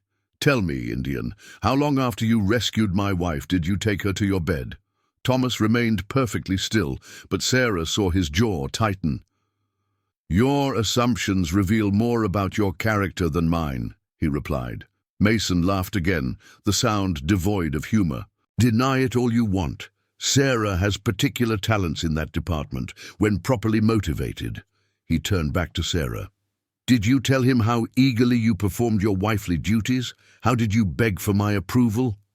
The crude attempt to provoke her fell flat against the armor of her newfound strength. "I remember every lie I told to survive you, Mason," she said quietly. Every moment of pretended affection, every false smile. She leaned closer, her voice dropping to ensure only he could hear her next words. "And I will describe each one to the judge when I testify, so he understands exactly what kind of monster you truly are." Something flickered in Mason's eyes. Uncertainty, perhaps even the first glimmer of fear. For a man who measured his worth in power over others, the prospect of public humiliation was more terrifying than physical pain. "No judge will take a woman's word over mine," he said, but his confidence sounded forced, especially not when that woman has been living among Indians. Sarah straightened. "We'll see." She turned to leave, then paused. "One last question. The baby, when you discovered I was pregnant, why didn't you just wait until after she was born to get rid of me? A son would have secured your claim to my father's land permanently." Mason's expression turned contemplative. "A mistake in timing," he admitted. "I learned that one of my business rivals was sending an investigator to look into certain irregularities in some land deals. You knew too much, had seen too many papers in my study. I couldn't risk you talking." He glanced at her stomach. The child was regrettable collateral damage. The casual dismissal of both their lives confirmed what Sarah had already suspected, that to Mason Wheeler, human lives were merely entries in a ledger, assets or liabilities to be managed according to their usefulness to him. "Thank you for your honesty," she said with genuine gratitude. "The judge will appreciate it as well." Mason's confusion was evident. "I've admitted nothing that can be proven." Sarah smiled thinly. "Haven't you?" As she walked away, Mason finally noticed the small object Sarah had placed on the ground beside him while they spoke, her mother's locket, open to reveal the portrait inside. But now, positioned opposite the cherished image, was something new, a small mirror angled to reflect his face as he spoke his damning confession. "William's equipment," Thomas explained quietly as they returned to the main camp. "He trades for unusual items from back east. The mirror is silver-backed, highly polished. Ruth suggested it might capture a true reflection." "Will it help?" Sarah asked. "In court, I mean." Thomas's expression was cautiously optimistic. "Judge Hammond is known to be interested in new scientific methods. William says he has allowed similar evidence before." He touched her arm gently. "It was quick thinking on your part." Sarah nodded, the weight of confronting Mason leaving her drained, yet somehow lighter. "I needed to hear him admit it. Not for the judge, for myself. To confirm I wasn't crazy all those years, that the monster I saw behind his smile was real." The remainder of the journey passed in tense silence. As they descended from the mountains toward Helena, signs of civilization gradually reappeared. Logging, camps, isolated homesteads, eventually proper roads with wheel ruts visible beneath the melting snow. Helena appeared suddenly before them on the afternoon of the 6th day. A sprawling frontier town nestled in a valley, its wooden buildings and church steeples stark against the mountainous backdrop. Smoke rose from dozens of chimneys, and the distant sounds of commerce carried on the spring air. "The judge's circuit court is in session for another week," William informed them as they paused on the ridge overlooking the town. "I've sent word ahead with a trusted friend. The federal marshal will meet us at the edge of town." Sarah studied the settlement below, anxious tension building in her chest. She had visited Helena only twice during her marriage, always under Mason's watchful eye. Now she would enter it as a different woman, a mother, a witness, an accuser, rather than a possession. "What if they don't believe me?" she asked, the fear she'd kept at bay during their journey suddenly resurfacing. Thomas guided his horse alongside. "Hers. Then we take hope and ride north," he said simply. "But first, we try. Justice deserves that chance." Ruth approached on Sarah's other side, hope now awake and alert in the elder's arms. "The child needs feeding before you face what waits below," she said practically. "Strength for both mother and daughter." They stopped in a small grove just off the main trail. While Sarah nursed Hope, the others prepared for their entry into town. Thomas and William checked weapons and secured the prisoners. Levi paced nervously, rehearsing his testimony under his breath. Ruth gathered her medicines, including special herbs, to keep Sarah's milk flowing, despite the stress ahead. When Hope had finished nursing, Sarah held her daughter up to study her face. At nearly 2 months old, her features had begun to settle. The shape of her eyes unmistakably Sarah's, her determined chin a mirror of her mother's. There was nothing of Mason in her, or if there was, it had been transformed into something beautiful and innocent. "Whatever happens," Sarah whispered to her daughter, "know that I fought for you, for us. Remember that always." Thomas approached, as she tucked Hope back into the cradle board. "It's time," he said gently. "The marshal is waiting at the crossroads." Sarah took a deep breath, straightening her borrowed dress, one of Ruth's traditional garments, modified to fit her taller frame. It wasn't the proper attire for a white woman appearing in court, but it was clean and dignified, and it represented the people who had saved her when her own kind had abandoned her to die. "I'm ready," she said, mounting her horse with practiced ease, Hope secure against her chest. They rode down toward Helena in formation, heads held high, their unusual procession drawing curious stares from travelers on the road. At the agreed meeting point, a tall man in a dusty black coat waited, the silver star on his chest, catching the afternoon sunlight. Marshal James Sullivan was younger than Sarah had expected, with thoughtful eyes that assessed their group without obvious prejudice. His gaze lingered briefly on Mason's bound form before returning to William. "This the Wheeler situation you wrote about?" he asked, his voice carrying a slight Eastern accent. William nodded. "The witness is prepared to testify immediately." Sullivan's attention shifted to Sarah and Hope. Something like compassion flickered across his weathered features. "Ma'am," he acknowledged with a respectful tip of his hat, "Judge Hammond has cleared his docket for tomorrow morning. Until then, I've arranged rooms at the Montana Hotel where you'll be under my personal protection." The marshal's matter-of-fact efficiency was reassuring. As they followed him into town, Sarah felt a curious sense of alignment, as if disparate pieces of her life were finally coalescing into something purposeful. The path ahead remained uncertain, the outcome far from guaranteed. But she was no longer a victim, being carried along by others' decisions. For the first time in years, Sarah Blackwood rode forward of her own volition, toward a future she herself would help create. Up next, you've got 2 more standout stories right on your screen.